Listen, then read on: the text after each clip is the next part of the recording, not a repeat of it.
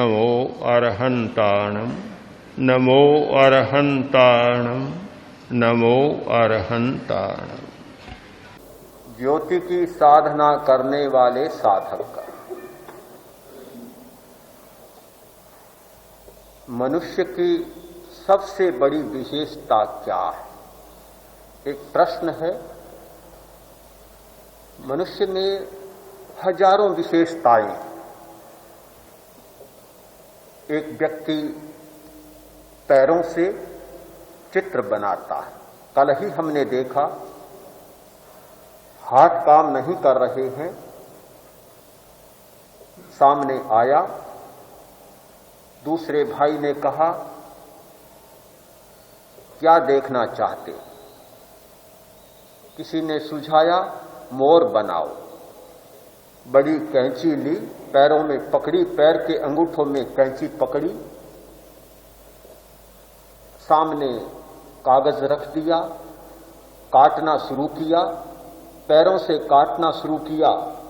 थोड़ी देर में देखा 10-15 मिनट में 4 मोर, बहुत सुंदर मोर, एक साथ 4 मोर बना दिए। मनुष्य में बहुत विशेषताएं हैं। इतनी दुर्लभ विशेषताएं मनुष्य में मिलती हैं जिनकी कल्पना नहीं की जा सकती। वह पैरों से रोटी बनाता है, पैरों से चाय बनाता है, पैरों से कपड़ा पहनता है, सारे काम पैरों से करता है। हाथ का पूरा काम पैर से लेता है। दाएं हाथ का काम आदमी बाएं हाथ से लेता है, यह भी विशेषता है। कुछ लोग दाएं हाथ से नहीं लिखते, बाएं हाथ से लिखते, जबकि लिखने की सामान्य पद्धति है दाएं हाथ से लिखना, किंतु वे बाएं हाथ से लिखते हैं। एक हाथ का काम दूसरे हाथ से ले, विशेषता है। किंतु यह और विशेषता है कि हाथ का काम पैर से ले। हमारे शरीर में तो बहुत बड़ी विशेषताएं हैं। कान का काम है सुनना,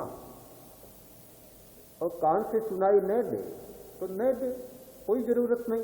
आप दांतों से सुन लें, दांतों से भी आदमी सुन सकता है। और आजकल के वैज्ञानिक तो कहते हैं कि दांतों से जितना अच्छा सुना जा सकता है, कानों से उतना अच्छा नहीं सुना जा सकता।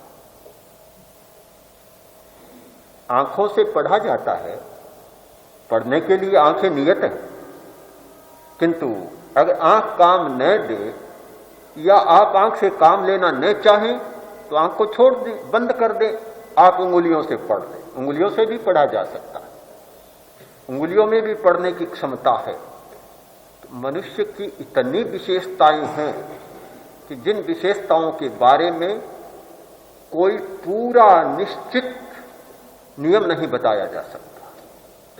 किंतु मेरे सामने एक प्रश्न है कि मनुष्य की सबसे बड़ी विशेषता क्या है? हमेशा यह प्रश्न होता है कि सबसे बड़ा कौन, सबसे बड़ी क्या?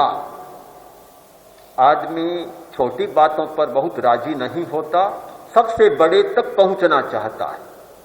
लोग आते हैं वंदना करने के लिए, साधुओं को वंदना करते हैं, पर जब तक आचार्य तुलसी के पास नहीं जाते तब तक उन्हें संतोष नहीं होता कि सबसे बड़े गुरु जी कौन है। जब सबसे बड़े गुरु के पास चला जाता है तो संतोष हो जाता है। आदमी की प्रकृति है कि वह सबसे बड़े तक जाना चाहता है। आबू के पहाड़ पर जाने से भी संतोष नहीं होता, विंध्याचल पर जाने से भी संतोष नहीं होता, हिमालय की तलहटी पर जाने पर भी संतोष नहीं होता, जब तक एवरेस्ट की चोटी पर न चला जाए, ऊंची से ऊंची चोटी पर आदमी चला नहीं जाए, तब तक संतोष नहीं मिलता। यह मनुष्य का स्वभाव है कि सबसे ऊंचे तक पहुंचना चाहता है, सबसे बड़े तक पहुंचना चाहता है। तो फिर यह प्रश्न कैसे नहीं होगा मेरे सामने भी कि मनुष्य की सबसे बड़ी विशेषता क्या है? सबसे बड़ी विशेषता है समाधि। समाधि समाधि मनुष्य की सबसे बड़ी विशेषता है। जीवन की सबसे बड़ी कला है समाधि, जीवन का सबसे बड़ा विज्ञान है समाधि, और जीवन की सबसे बड़ी विशेषता है समाधि। जिस व्यक्ति को समाधि उपलब्ध हो जाती है, शेष सारी विशेषताएं नीचे रह जाती, उसकी तुलना में कोई विशेषता नहीं आ सकती। पैरों से चमत्कार दिखाने वाला व्यक्ति भी बड़ा दुखी है। हमने देखा कि कपड़े इतने मैले, इतने गंदे, खाने को पूरी रोटी नहीं, कोई सहारा नहीं, बिल्कुल बेसहारा, दूसरों की कृपा पर जीता है। एक और इतनी बड़ी विशेषता कि हाथ का काम पैर से कर ले, और दूसरी ओर बिल्कुल असहाय और अभागा। जिस व्यक्ति को समाधि उपलब्ध हो जाती है, वह अत्राण नहीं रहता, असरण नहीं रहता, असहाय नहीं रहता और दुखी नहीं रहता। समाधि तब उपलब्ध होती है जब व्याधि नहीं सताती, जब आधि नहीं सताती और जब उपाधि नहीं सताती। ये तीनों जब सताना बंद करते हैं तब समाधि उपलब्ध होती है। आदमी को व्याधि सताती है, शरीर का रोग सताता है, रोग आते रहते हैं और समाधि होती नहीं।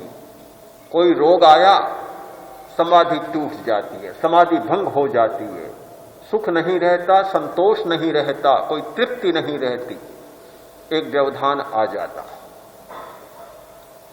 आधी आती है और भी भयानक स्थिति बन जाती है। शरीर में कोई रोग नहीं, किंतु जब मानसिक उलझन आती है, आदमी बिल्कुल बेचैन हो जाता है, जीना मुश्किल हो जाता है। व्याधि से भी कठिनाई है आधी की ज्यादा। मानसिक रोग जब आता है, मानसिक उलझनें आती हैं, आदमी पागल बन जाता है। इतनी बेहालत होती है जिसकी कोई कल्पना नहीं की जा सकती। सब कुछ होने पर भी बहुत दुखी बन जाता है। और उपाधि की तो आप बात ही छोड़ें, जब उपाधि आती है तब तो आदमी नहीं रहता, आदमी कोई और ही बन जाता है, पिशाच बन जाता है, राक्षस बन जाता है या भूत बन जाता है। क्रोध आता है, अभिमान आता है, कपट उतरता है और लालच का भूत सवार होता है, उपाधि होती है, फिर आदमी नहीं रहता, कुछ और ही बन जाता है, फिर इस दुनिया का आदमी नहीं रहता। उस अवस्था में वह कर लेता है जिसकी वह स्वयं भी कल्पना नहीं करता, दूसरे भी कल्पना नहीं करते, वह सब कुछ कर लेता है उपाधि की अवस्था में, कसाय की अवस्था में। तो जब तक व्याधि, आधि और उपाधि ये सताते रहते हैं, तब तक समाधि जीवन में उपलब्ध नहीं होती। इसीलिए समाधि सबसे बड़ी विशेषता है। एक रोगी आदमी बहुत बड़ा धनी हो सकता है, एक रोगी आदमी बहुत बड़ा कलाकार हो सकता है, एक रोगी आदमी बहुत बड़ा वैज्ञानिक हो सकता है, एक मानसिक व्यथा से पीड़ित आदमी बहुत बड़ा धनी, कलाकार और वैज्ञानिक हो सकता है। क्रोध से भरा हुआ आदमी धनी भी होता है, बड़ा शिल्पी भी हो सकता है, कलाकार भी हो सकता है, वैज्ञानिक भी हो सकता है। किंतु व्याधि, आधि और उपाधि से भरा हुआ आदमी समाधिस्थ नहीं हो सकता। समाधिस्थ होने के लिए तीनों से पार जाना जरूरी होता है। शरीर निरंतर बीमार रहता है, समाधि कैसे होगी? मन उलझनों से भरा रहता है, समाधि कैसे होगी?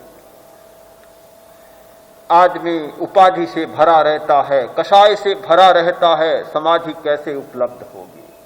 इन सब से पार जाना जरूरी है, तब समाधि का बिंदु उपलब्ध होता है, समाधि का पहला बिंदु उपलब्ध होता है।